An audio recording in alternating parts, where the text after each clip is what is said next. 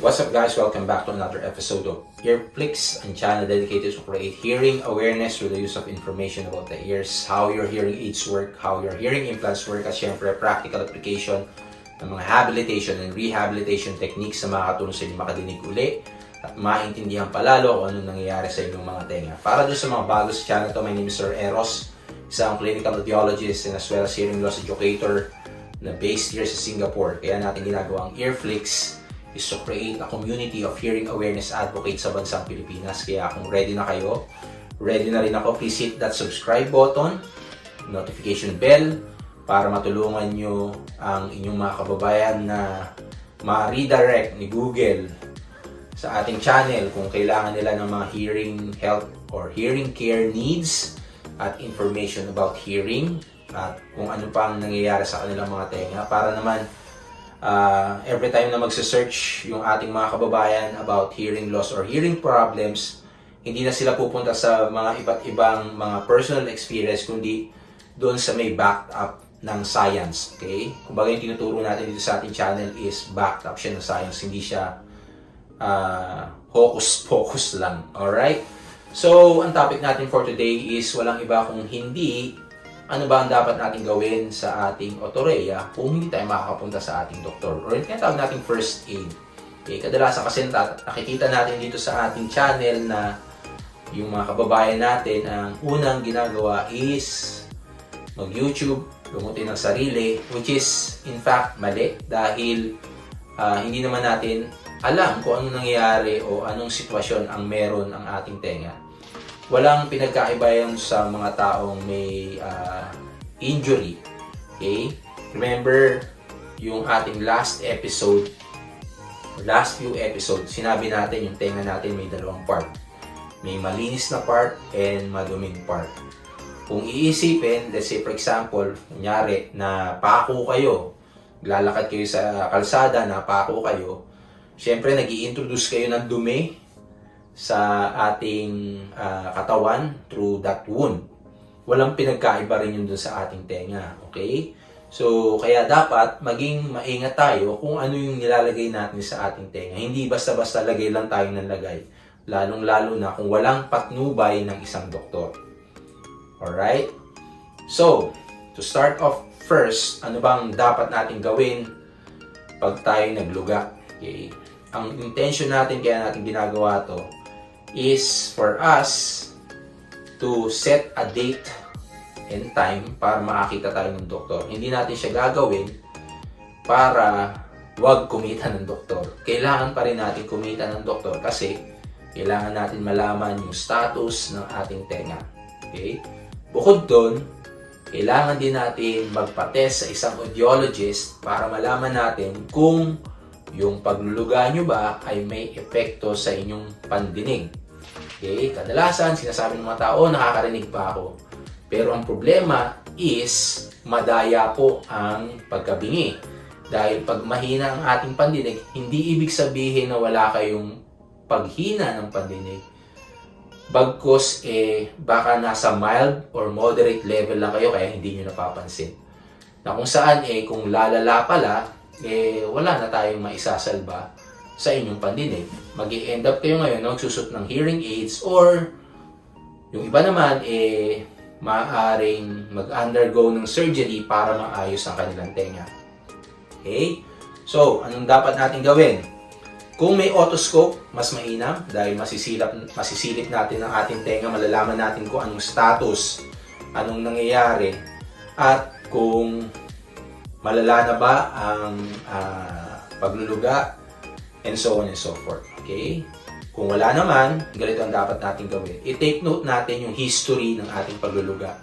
Kung ito ba'y bago lang o luma na. Okay? Kung nag-comment kayo sa ating channel ngayon, kailan ba nangyari yung unang episode ng pagluluga? Magandang information po yun. Okay? Next would be, ang ating gagawin is make sure na wala kayong sipon. Okay? Yun yung kadalasan kasing nagkukos ng ating pagluluga pag may sipon yung ating ilong or barado yung ating ilong. Kadalasan yun yung nangyayari sa ating tenga. Lumalabas ngayon yung sipon o yung luga o yung nana sa ating tenga. Okay? Paano natin aalisin yon? Yung barado ng ating ilong. Pwede tayong gumawa ng mga physical exercises tulad ng pag-blow ng ilong o pagsinga. Siyempre, dahan-dahan lang. Hindi nyo po puwersahin, okay? Kasi masama rin sa tenga yon. Pwede nyo rin gawin yung tinatawag nating mga maneuvers, yung Valsalva maneuver at saka yung Toynbee method. Okay? Pwede rin tayong humikab, okay? Or uminom ng tubig para yung mga muscles natin tulungan ng ating eustachian tube na gumalaw at para ma-drain natin doon yung ating mga discharge o yung ating pagluluga. Okay? Kung hindi makukuha ng mga exercises na yun, pwede rin tayong gumamit ng mga over-the-counter na medicine tulad ng tinatawag nating mga decongestant. Okay? Pwede yung iniinom at pwede rin yung ini-spray.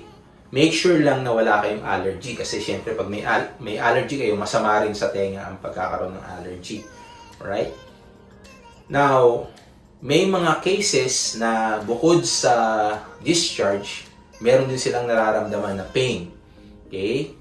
So, for pain, yung management natin doon is walang iba kundi paggamit ng warm compress. Okay? Yung warm compress, ilalagay natin sa likod ng ating tenga para maibsan yung sakit na ating nararamdaman dahil sa ating discharge. Pangalawa would be pag-inom ng tinatawag nating paracetamol. Okay? Huwag tayong iinom ng mefenamic acid dahil yung mefenamic acid meron siyang tendency na phototoxic o masama sa ating tenga. Okay, lalong-lalo na yung sinasabi natin na kaya natin ginagawa tong exercise na to is ang intention natin ay kikita tayo ng doktor at kikita tayo ng audiologist. Okay? Ayaw natin na mag-iinom tayo ng mefenamic acid and eventually magkaroon tayo ng threshold shift o yung marahang paghina ng pandinig dahil sa pag-inom natin ng mefenamic acid. Kumbaga, mahihirapan tayo ma-diagnose kung meron kayo talagang hearing loss. Alright? So, at the end, kung hindi pa rin or persisting pa rin yung pagluluga, gawin nyo lang itong mga exercises na to hanggang makita kayo ng doktor. Okay? Siyempre, yung mga over-the-counter drugs na binanggit natin tulad ng paracetamol at ng mga decongestant, meron yung mga product label up to kailan nyo lang siya po pwedeng inumin. Siyempre, hindi rin kayo po pwedeng mag-overdose nun. Okay? Meron din tayong mga pharmacists dyan na may mas nakakaalam kung ano ang ating dapat na inuman pagdating sa over-the-counter drugs. Alright? And then lastly is of course, pag meron kayong drainage, po pwede kayong gumamit ng tinatawag nating dry mopping na kung saan tinutuyo lang natin yung sabungan, okay? Hindi natin kailangan isuksok yung buong tissue paper sa loob para malinis lahat, okay? Kasi ang iniiwasan natin is syempre mag-introduce tayo ng dumi sa ating middle ear space. Para sa ating keyword for today, walang iba kundi yung tinatawag nating otorrhea. O-T-O-R-R-H-E-A, otorrhea. At para doon sa ating mga ibang announcement, sa description sa baba, nandyan ang ating mga doktor, ng mga kakilala. Nandyan din ang mga audiologists nating mga kaibigan. At syempre, yung mga kaibigan natin na nagpa-fundraising na kung saan po pwede natin silang tulungan from there or po pwede rin nila kayong tulungan kung kayo'y magpa-fundraise para tulungan kayo sa inyong setup. At syempre, kung magko-comment man kayo sa baba, please include kung ano yung history nyo. Tulad ng nabanggit natin dito, kailan yung onset, meron ba kayong kamag-anak na may ganitong problema, meron bang hilo, meron bang yon. Kumbaga parang mas detalye, mas madali tayo makaka-reply at mas mabilis natin kayo mare-refer at mabilis natin kayo matutulungan. Okay? Always remember, please hit the subscribe button and notification bell kasi ang intention naman natin dito is para doon sa may pangangailangan ng kanilang o pagtulungan ng kanilang mga kaibigan, kamag-anak na makadinig uli at maintindihan kung ano nangyari sa kanilang tenga. Huwag na kayong lumayo pa, lumapit na lang kayo sa akin. Pag may time naman tayo, tinatry nating replyan lahat. or tingin ko naman nare-replyan ko naman lahat.